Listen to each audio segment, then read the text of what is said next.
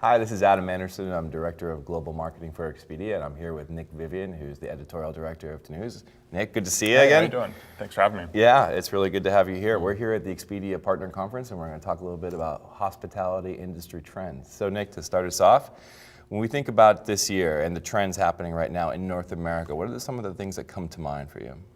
Well, it's a very complicated landscape right now. I think with things like cryptocurrency, the blockchain, channel proliferation, and then also the limited attention spans that we have with consumers. Sure.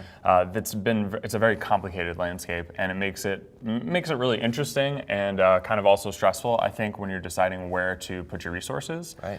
And I think that's actually an opportunity for those who do things better, who are able to experiment and able to actually try new things and go and get out there and learn more about their consumers. Yeah, absolutely, and it's an opportunity and a challenge for these guys, I can imagine. And how should they approach this? Well, I always say, run away or get another job. That was always as a restaurant guy, that was always like, let's do something else. No, the reality is you just have to go for it, and you have to really make sure that you understand your segments and know who you're targeting, and maybe actually talk to your customer and just play, have those experiments, and really start to understand what's working, what's not, and don't be afraid to try something new. I know it's much easier for all of us just to do the same thing over and over because it's easier. It's not that we're lazy, it's just it's easier. It's very stressful to do experiments, but I would say don't be afraid to get out there and try those new channels. Sure, makes sense. And if, we're at the close of the year right now in 2017, we look forward to 2018. What are some of the trends that the hotelier should be thinking about? I've been thinking a lot about this, the messaging apps and kind of the way that the commercial aspect is starting to be developed, especially on the collaboration front.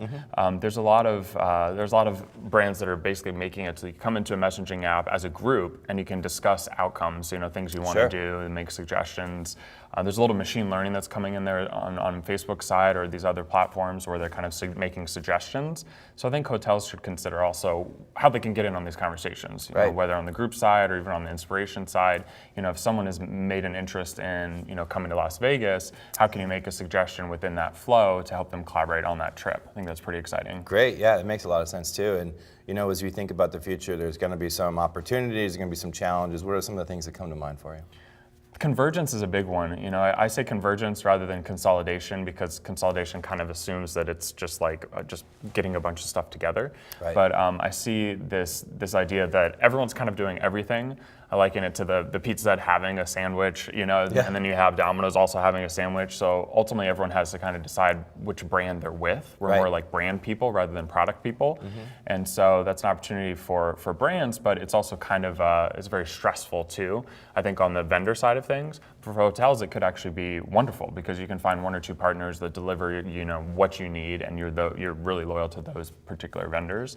And I think that convergence is going to make it a bit easier actually to run a hotel as things get more complicated. So you have to simplify. You kind of got to balance it out a little bit.